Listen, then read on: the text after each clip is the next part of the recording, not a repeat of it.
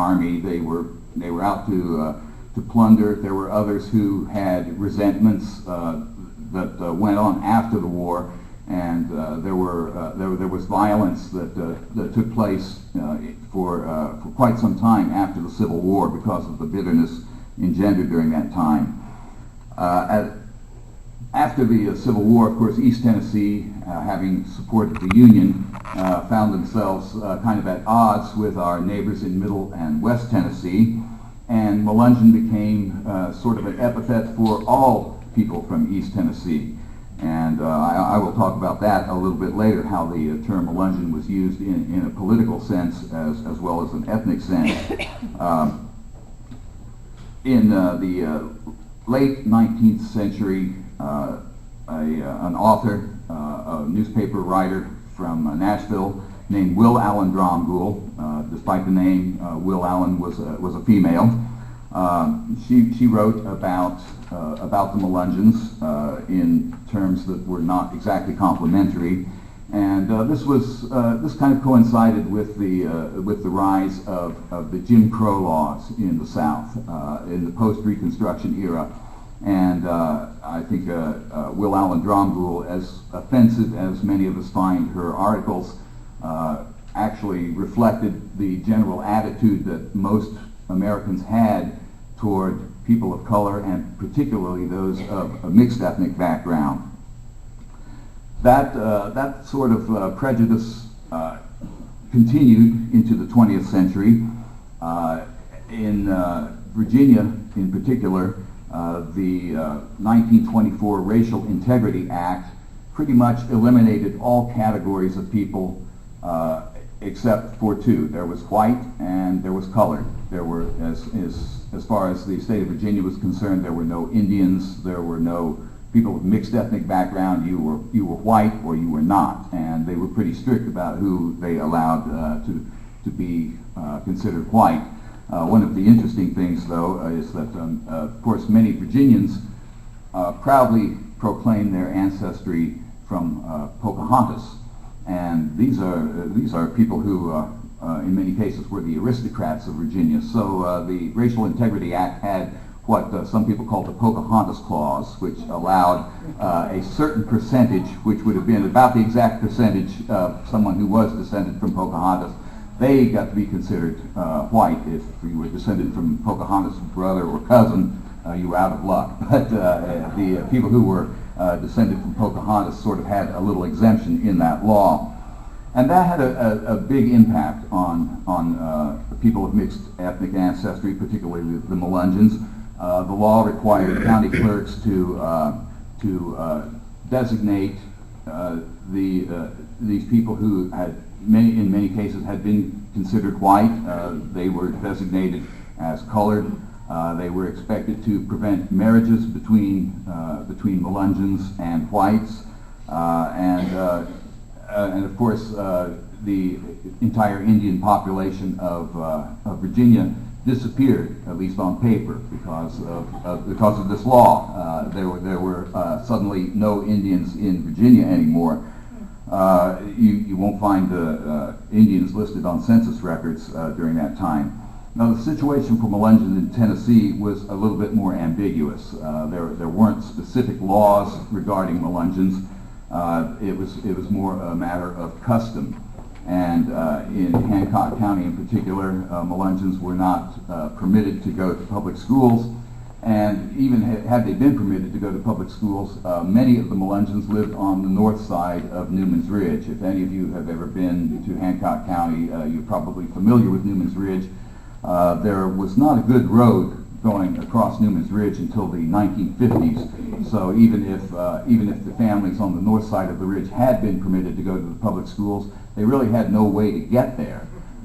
So in the early part of the 20th century, the Presbyterians were active in setting up missions in Appalachia and other places, and they set up a mission in Vardy Valley, also known as Blackwater Valley in Hancock County. Later today, Katie Vanderbrake will be talking about the Vardy mission.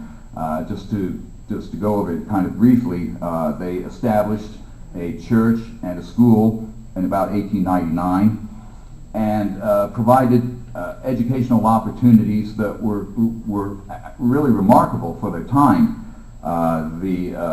These were highly educated people who staffed these missions, and they set up a small schoolhouse at first, and then in 1929 they built a modern school, a three-story building that was really very progressive for its time. They had various programs that some schools don't even have today.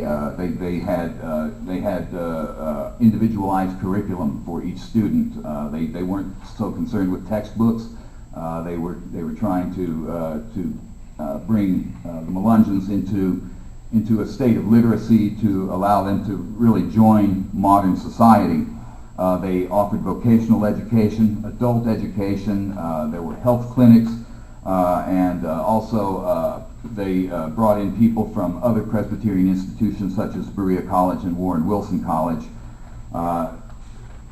During the time that the Presbyterians were operating in Hancock County, they did not use the term Melungeon. Of course, as I said, it was considered a pejorative term, and I think you'll find Katie Vanderbreek's take on that is very interesting, because these missionaries obviously were aware of the unique ethnic status of the Melungeons, but they made a point of not bringing it up or referring to it in any way.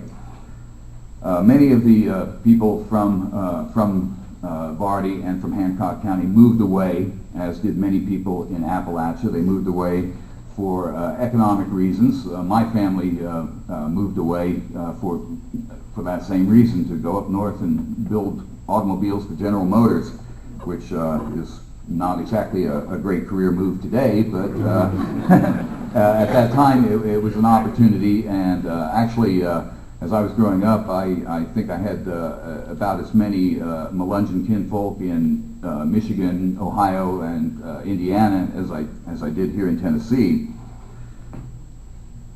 Many of the, as I said, many of the people who attended the Vardy School moved away for better economic opportunities. Many stayed behind and stayed in Hancock County, stayed in this area, and became leaders of the community. And in the late 1960s, well, actually in the mid-1960s, Hancock County was looking for ways to improve their economic situation. Hancock County was and still is one of the poorer counties in the United States. And working with the University of Tennessee, the civic leaders of Hancock County were looking at ways of generating income for the county. And at that time, one of the things that was talked about was doing an outdoor drama.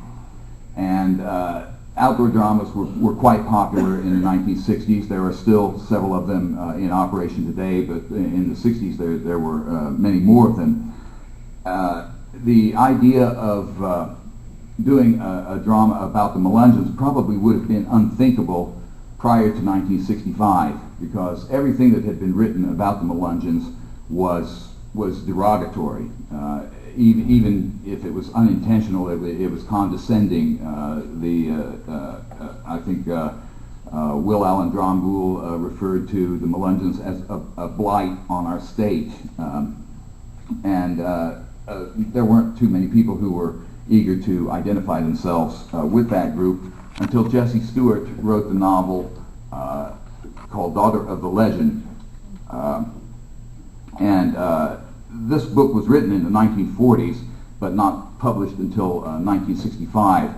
The story goes that when Jessie Stewart was a student at Lincoln Memorial University, he fell in love with a Melungeon girl from Hancock County, but his parents disapproved, and I guess they were the ones paying for his tuition. They put a stop to that relationship, but he wrote a novel about the Melungeons, and although it seems a bit dated today, it was really the first nice thing anybody ever wrote about us. And that was really when I asked my aunt, when I first learned about our Melungeon heritage, I said, well, you know, what does this mean? And she handed me a copy of Jesse Stewart's book and said, this is who we are. Well, it was a fictional book, but